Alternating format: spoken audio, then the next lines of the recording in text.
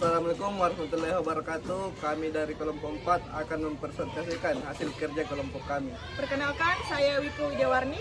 Saya Ulfia Fajriani. Saya Tri Herdian Syalimuddin. Saya Suyahini. Dan saya Sumarni. Selamat menyaksikan. Menurut penelitian kami, kemampuan peserta didik untuk menyelesaikan soal pada percobaan kedua tanpa mengikuti urutan tertentu mungkin disebabkan oleh tingkat pemahaman konsep yang sudah mereka miliki sebelumnya dengan baik. Ini menunjukkan bahwa peserta didik telah mampu mengembangkan pengetahuan mereka sendiri, yang memungkinkan mereka untuk bekerja secara mandiri tanpa harus bergantung pada instruksi guru. Hal ini juga menegaskan pentingnya peran guru dalam memberikan dorongan yang tepat, serta memastikan bahwa peserta didik memiliki pemahaman yang kuat terhadap konsep-konsep yang telah diajarkan, sehingga mereka dapat menyelesaikan masalah dengan kemampuan mereka sendiri. Metode yang telah disebutkan dapat diterapkan ketika seorang guru ingin membantu peserta didik membangun pemahaman awal tentang suatu materi. Pendekatan ini konsisten dengan prinsip konstruktivisme yang menekankan pentingnya peserta didik dalam mengkonstruksi pengetahuan mereka sendiri melalui pengalaman dan interaksi. Dengan memberikan stimulus yang tepat dan mendorong diskusi yang mendalam, seorang guru dapat memfasilitasi proses konstruksi pengetahuan peserta didik.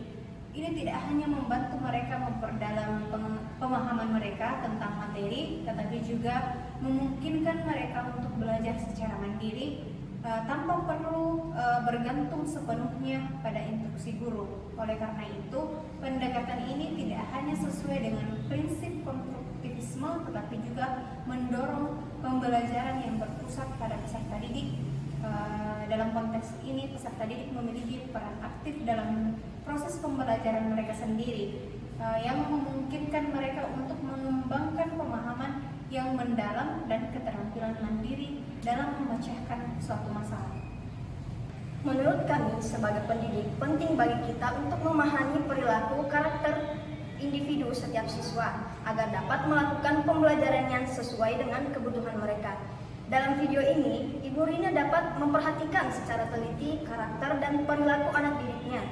Dan dalam konteks ini, memberikan contoh yang baik juga menjadi faktor kunci sehingga siswa dapat mengerti dan mencontoh pola perilaku yang positif. Seperti salah satu contohnya dengan melalui pembelajaran matematika yang melibatkan objek-objek sekitar serta meningkatkan latihan agar siswa dapat menguasai keterampilan berhitung dengan baik. Dengan pemahaman yang dalam tentang siswa, seorang guru dapat menciptakan lingkungan pembelajaran yang mendukung pertumbuhan dan perkembangan mereka secara menyeluruh.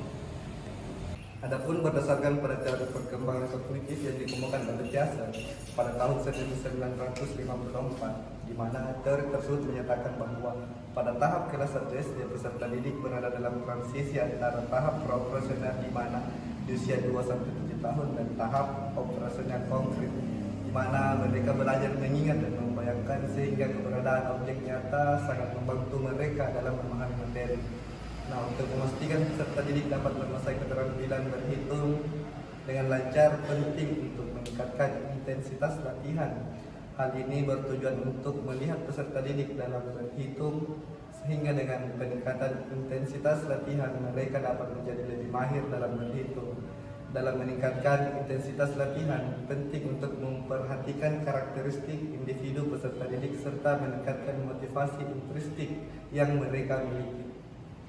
Keputusan tersebut adalah langkah yang tepat karena hal itu memungkinkan pembelajaran yang lebih bermakna dengan mengintegrasikan budaya yang merupakan latar belakang dari tempat tinggal peserta didik. Sebagai guru, kita perlu bersikap kreatif dalam menyampaikan pembelajaran kepada peserta didik, meskipun terdapat perbedaan sudut pandang yang mendasarinya. Walaupun kita menyadari bahwa pendekatan tersebut tidak mungkin selalu sesuai dengan semua peserta didik, namun kita harus menyesuaikan diri dengan memberikan penjelasan yang jelas terkait materi pembelajaran agar peserta didik dapat memahaminya dengan baik. Prinsip pembelajaran kontekstual dan relevansi budaya lokal mendorong untuk membuat pembelajaran lebih relevan dengan kehidupan sehari-hari peserta didik. Pembelajaran kontekstual menekankan pentingnya mengaitkan materi pembelajaran dengan konteks kehidupan peserta didik. Sementara relevansi budaya lokal menyoroti penggunaan konteks budaya dan lokal dalam proses pembelajaran. Dengan menerapkan prinsip-prinsip ini, peserta didik dapat mengalami pembelajaran yang lebih bermakna karena mereka dapat melihat keterkaitan langsung antara materi pelajaran dengan pengalaman mereka sehari-hari. Ini membuat mereka mengalami betapa relevannya materi pelajaran dengan kehidupan mereka sendiri yang dapat meningkatkan motivasi dan minat dalam pembelajaran. Teori yang terkait dengan pendekatan ini adalah teori konstruktivisme sosial. Teori ini menekankan bahwa pembelajaran terjadi melalui interaksi dengan lingkungan sosial dan budaya, dan bahwa peserta didik aktif dalam membangun pemahaman mereka sendiri melalui interaksi dengan konteks sosial budaya mereka. Dengan menggunakan pendekatan ini, MADE dapat membuat peserta didik mengaitkan pembelajaran dengan dunia mereka sendiri sehingga meningkatkan pemahaman dan retensi materi pelajaran. Sekian hasil dari presentasi kelompok kami.